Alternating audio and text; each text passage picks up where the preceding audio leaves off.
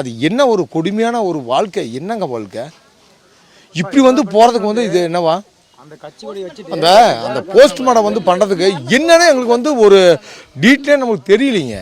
இப்போ வந்து என்னன்னா இந்த போஸ்ட்மார்ட்டம் லைனில் வந்து என்ன ஒரு பொசிஷனே எங்களுக்கு தெரியலைங்க.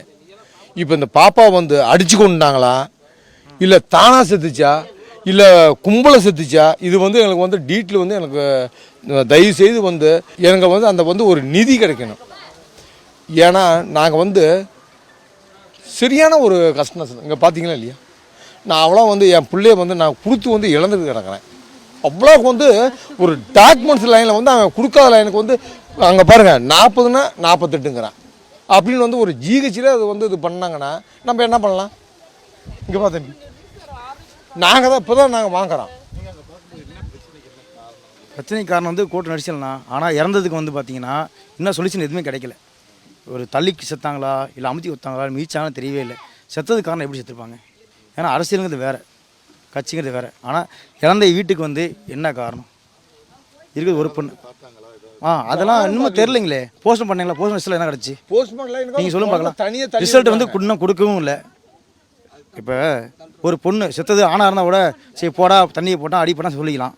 ஆனால் பொண்ணு இது ரேப் கேஸா இல்லை வந்து கூட்டு நடிச்சு கொஞ்சம் மூச்சுல திணறலாம் இல்லை வேறு பிரச்சனை தெரியணும்ல. இது வரைக்கும் என்ன ரிசல்ட் தெரியவே கிடையாது. அது எப்படி நாங்கள் வந்து நிரூபிக்கிறது? அந்த போட்டோவில் பார்த்தீங்க இல்லைங்க, எங்களுக்கு இது வரைக்கும் நிரூபிக்க மாதிரிங்க அப்படி அழகான பொண்ணு இத்தனைக்கும் அந்த அப்படி வந்து பண்ணதுக்கு வந்து என்ன எங்களுக்கு வந்து ஒரு விடிவுகளை வந்து நம்மளுக்கு வேணுங்க ஒன்று. அதே மாதிரிங்க நாங்கள் போகிறோம், நேராக பாடி வெளியே தானாக வருதுங்க. நான் உள்ளே போக போலீஸ்காரன் விட மாட்டேங்கிட்டாங்க. நேராக உள்ள நாங்கள் தான் போனோம். தம்பி வந்தோடனே நான் மூஞ்சியை பார்த்துட்டேங்க. நேராக மூஞ்சி பார்த்தோன்னே நேராக பாடி வருது. போலீஸ்காரங்க உள்ளே விட மாட்டேங்கிறாங்க.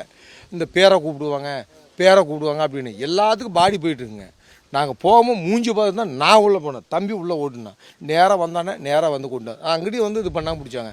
எனக்கு என்னங்கன்னா எனக்கு பக்காவாக வந்து ஒரு ஒன்றும் இல்லைப்பா, எப்படி செத்தாங்க என்ன அதுதாங்க, அது மட்டும் தான் மேட்ரு, வேறு எதுவுமே வேறெல்லாம் இல்லைங்க. அதாவது நெரிசல் எல்லாத்துக்கும் ஏற்படுது தான், எல்லா வயசு தான்.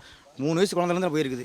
அது மற்றவங்க பிரச்சனை, அது வேறு, நமக்கு தேவையே கிடையாது. இது வந்து எனக்கு வந்து அக்கா, எனக்கு இவங்க எப்படி செத்தாங்க, இதுக்கு என்ன காரணம்? நெரிசலா இல்லை வேறு மாதிரியா?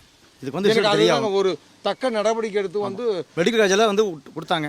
போஸ்ட்மார்ட்டம் சொன்னாங்க, அதை பண்ணாங்கன்னு தெரியாது எனக்கு. ஆனால் கொடுத்துட்டாங்க. அதுக்கு ரிசல்ட் என்ன?